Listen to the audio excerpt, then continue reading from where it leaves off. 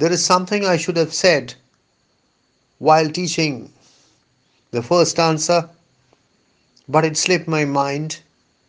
I'm sorry, I shall say it now. I feel that Ted Hughes was influenced by the opening of an even more famous poem by an even more famous poet while writing the opening stanza of the Thought Fox. Ted Hughes was quite well read in British literature, especially poetry, and certain, I'm certain, not almost certain, I'm certain that there is the shadow of an even greater poet falling across the first stanza of the Thought Fox. In the Thought Fox, we have a fox. Of course, it is not mentioned. And the fox is in a forest, though the forest is imaginary, and it is midnight. I'm sure that Ted Hughes was inspired to write this stanza by the opening lines of The Tiger of William Blake. In the Ted Hughes poem, we have a fox, which of course is not mentioned, which of course is not specified. It is in a forest as imagined by the poet, and it is midnight. In the William Blake poem, we have a tiger, and the tiger is in a forest, and it is night. Let me try to remember the opening lines of The Tiger of William Blake. Tiger, tiger, burning bright in the forests of the night. Moving to the second stanza, the poet suspects that the third thing which is alive is outside the room, and he peeps out through the window, but he sees nothing. He looks out through the window and sees nothing, not even a star. He realizes that the third thing which is alive is more near him rather than outside the room. There are only two things about the poet, around the poet: darkness and loneliness. And the poet says that something deeper within darkness is entering the loneliness. I repeat the words of the poet: deeper within darkness is entering the loneliness. Darkness and loneliness are relatively abstract things, and through these words, Ted Hughes offers them a more concrete shape, makes them more concrete by saying that something deeper within darkness is entering the loneliness. If something has to enter the loneliness or enter anything for that matter, it has to be at least somewhat concrete.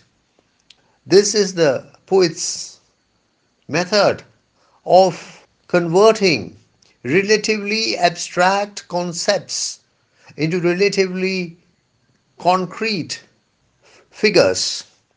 The darkness. The darkness, it is night, it is midnight. The darkness around the poet, the darkness outside the room, I think is a metaphor for the poet's mind itself, because the poet's mind right now is totally devoid of inspiration, and that is symbolized by the darkness. This is how the creative process frequently begins. When he starts The process of writing a poem, the poet frequently does not have any idea about the poem, regarding what the poem is about. It is all dark. And it is out of this darkness, out of this nothingness, that poetry originates.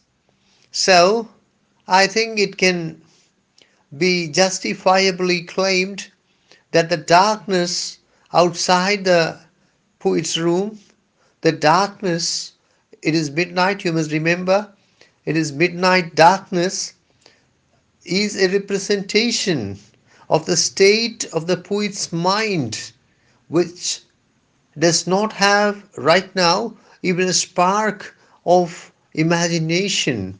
The poet is groping in the dark, so to say. The poet is fumbling, so to say, searching for inspiration to write his poem. The other word which I would like to spend some time with is loneliness. The poet is all alone in his room. It is midnight, and very probably everyone around him is sleeping soundly. But the poet is awake. The sun may rise and the sun may set, but these things are immaterial to the poet. The only thing which matters is the poem. Loneliness. The poet's trade is a very lonely trade. The writing of a poem cannot be cannot be a joint venture, cannot be a cooperative operation. The writing of a poem is a very lonely business, and it is in this business that the poet is right now engaged.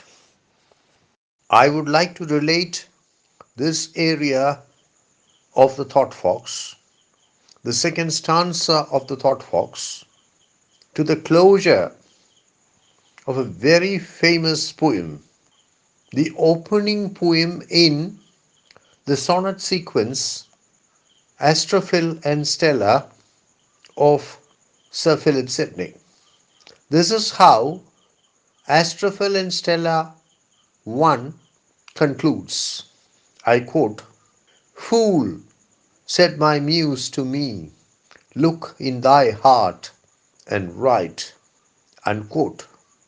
I think that the speaker in the Ted Hughes poem is attempting to do the same thing. He is trying to look in his heart and write. Some years back, when I was teaching the second stanza of the Thought Fox, a student observed that she had reason to believe that the speaker in the Thought Fox, the poet in the Thought Fox, who shuts himself up in a lonely room at midnight when the rest of the world sleeps and spends his time staring at, of all things, a blank page, is suffering from a very serious problem, and that he requires psychiatric help.